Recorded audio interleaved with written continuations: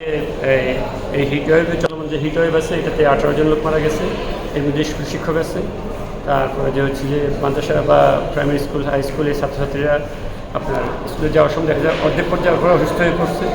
তো এই পর্যায়গুলো আজকে আমি কোর্টে মেনশন করার পর কোর্ট সম্বন্ধিত একটা রুল দিচ্ছে যে আগামী বৃহস্পতিবার পর্যন্ত শুধুমাত্র প্রাইমারি স্কুল, হাই স্কুল এবং মাদ্রাসা এগুলো বন্ধ থাকবে। তবে যদি কোনো পাবলিক পরীক্ষা থাকে এবং যেসব শিক্ষা প্রতিষ্ঠানে এসি আছে তাদের শিক্ষা প্রতিষ্ঠানগুলো খোলা থাকবে এবং কলেজও এর আওতা থাকবে। শুধুমাত্র প্রাইমারি স্কুল, হাই স্কুল এবং মাদ্রাসা এগুলো আগামী বৃহস্পতিবার পর্যন্ত কোর্ট বন্ধ দেওয়ার জন্য আদেশ প্রদান করছে।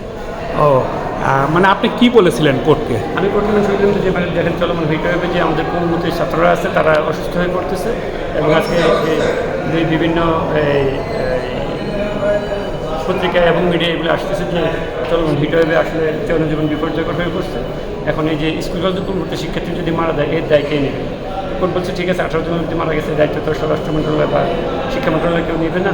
তাহলে আমরা একটা রুল ইস্যু করি যেহেতু আমি বৃহস্পতিবার পর্যন্ত শুধুমাত্র সাধারণ কার্যক্রম যেগুলো শিক্ষা প্রতিষ্ঠান চলবে সেগুলো করতে হবে। যদি কোনো পাবলিক পরীক্ষা থাকে সেটাও চলবে।